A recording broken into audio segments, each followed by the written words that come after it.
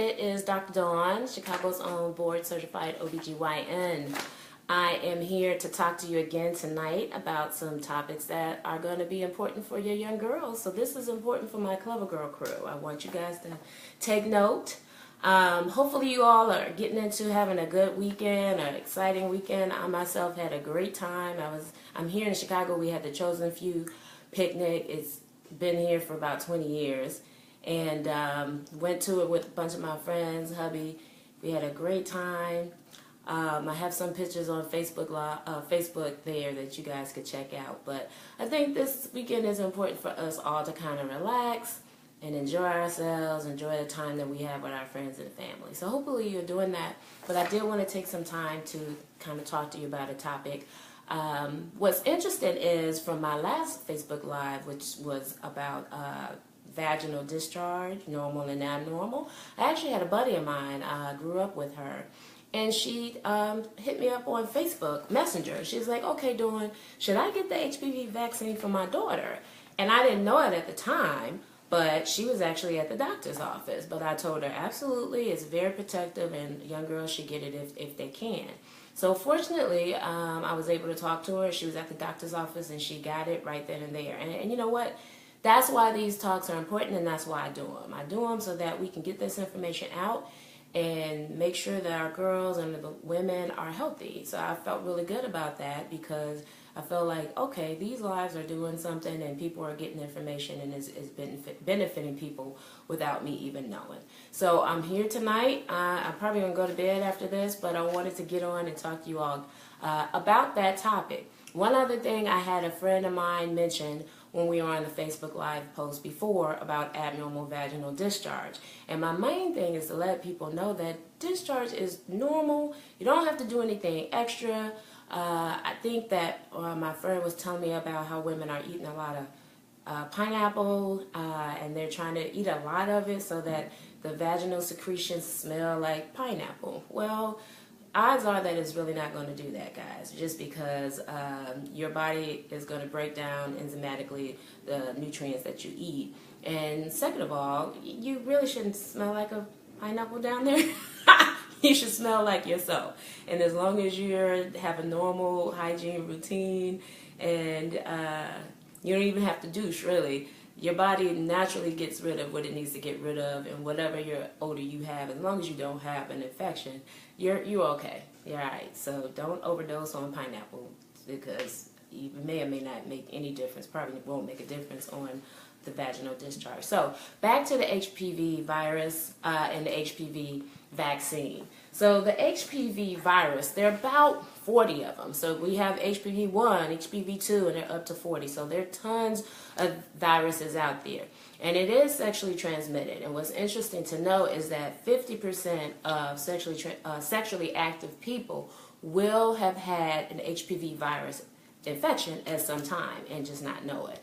So it's very prevalent. It is sexually transmitted. Most of the time your body fights it off and it's not a big deal. What happens is there are some viruses out there, HPV virus, and the HPV stands for human papillomavirus. And I want to give a shout out right now while I'm looking at you guys. Thanks for joining Yvette, thanks for joining Dawn, and thanks for joining Carl. Hopefully you all get some information, you can share it with people. And another thing I'd like you guys to do, if you are getting something from these videos, share the videos on your page, because the more people that can see it, the more people will get some good information. So back to the HPV virus and the vaccine. So the virus is very prevalent. Up to 50% of people who are sexually active in their lifetime, they'll get it, they'll have the infection. Typically not a big deal because typically your body will fight it off on its own. But like I said, there are different viral types which have a number to it, and certain types cause cervical cancer and certain types cause genital warts. And there are actually two types that are responsible for 70% of the cervical cancers out there.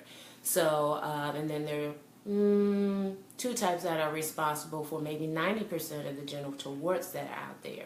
So what did they do? They actually created a vaccine, which is what we call inactivated. So if it's inactivated, that means that the the shell of the vaccine is there, but it's not infectious. So the body, it creates an immune response to it, because in its mind, the body sees it as the actual vaccine, but it's actually, the actual virus, but it's not able to get you sick because it's not infectious. It can't replicate in the body. That's what the vaccines usually do. So we know there are two that cause 70% of the cervical cancers out there, and those are what we call high risk. And there may be two that cause 90% of the genital warts that's out there, and they're low risk. And what they did with the vaccine is they put those two in the vaccine so that your body, women that have that vaccine, are protected against those main two. And that's why it's important. Hey, Natalia, thanks for joining. That's why it's so important, because if we know that two of these vaccines you're protected against cause 70% of the cervical cancer, and two of those that are present cause genital warts, if you're protected against that, you have a good chance of not having an infection that causes a problem for you if you come in contact with them. Now, like I said, there are about 40 types of HPV viruses that are out there, and the vaccine only covers 4. So that means you could possibly get in contact with a different type of the virus, and if that virus is able to set up an infection that causes, abnormal cells that can lead to cervical cancer, you could still potentially have those changes. We're just saying that we're going to cover you from the top 4, and most people are going to be okay with that. Like I said, these are sexually transmitted. So even if you get the vaccine, or even if you vaccinate your daughter, you also have to talk to your daughters about using condoms when they are sexually active, because that also is going to help decrease the chance that they pick that virus up, because we know it's sexually transmitted. That means it's transmitted in body fluids. So the other question is, do we have women out there that shouldn't take the vaccine? Usually it's pretty safe. If you're pregnant, we don't recommend that you get it. Probably nothing will happen if you get it and then find out you're pregnant later. It's not something that should cause you to make different choices about being pregnant. It's just that a lot of times they want to study a long time things that we give the pregnant ladies, because we don't know the impact on the babies. So because they don't have the studies that far out, they don't at this point recommend that we give pregnant ladies the vaccine. But more than likely it's going to be okay. And the other question is that ladies will ask me is, okay, how do we give that vaccine, and at what age? So typically, hey Robin, thanks for joining. Hey Dr. Jared, thanks for joining. So, okay, what's the age that we will give our young girls a vaccine? Typically, we'll start giving this vaccine at age 11 or 12. That's typical. You can give it younger. We've given it to girls that are 9 years old and even older. But the age that we usually try to catch our girls and give them the vaccine is at 11 or 12 years old. And so what happens is when you come in for your visit, there's a total of 3 shots. I said 3 shots. You get your first shot. 2 months later, you get your second shot. And then a total of 6 months from that first shot, you get your third shot. Hey, Sean, thanks for joining. So you're going to get a total of 3 within 6 months. 0 is the first month. Second month is, thanks, Robin. The second month is your second dose. And the 6th month is your last dose. And depending on, life happens, you may skip your actual time you're supposed to get it. As long as it's within 6 months, you can get another one and you'll be fine. All right? So that's really it about the vaccine. Of course, I have my notes because I got stuff I want to make sure I tell you guys. So I'm going to look at my notes real quick.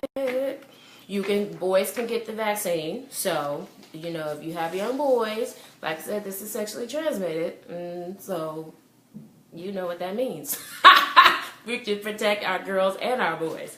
Yeah, that's pretty much it. I think I covered it in a nutshell. I know everybody's out and about doing their thing for the 4th, so I'm not going to keep you guys, but I do thank you guys for joining. I want to remind you that I have a free audio book that's out now. It's actually my second one. It's 21 Reasons to See Your Gynecologist Before Age 21. I think it's pretty good. It has good information, and most of my talks now are going to be based on kind of that topic. And also, I have a book that's coming out that I'm super duper excited about. I'm writing about teen girls and what we need to to give them in terms of knowledge to keep them protected and to help them to make smart decisions. So the book launch, when I'd like you guys to come on board and support me, is going to be Thursday the 6th. It's going to be at 12 noon. So I'm going to have more information about that, but I do have the link where you can get the audio book. And I'm going to go back and add the link. If you guys are interested in joining me for the book launch, I'll add that too. That should be really fun. Hey, Dr. Lenise, thanks for joining me.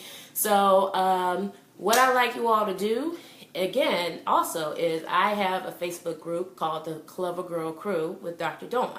And in that group, I try to give information. Sometimes I give them different information or more information than I do in the general public. So it really would be good for you guys to also join that group.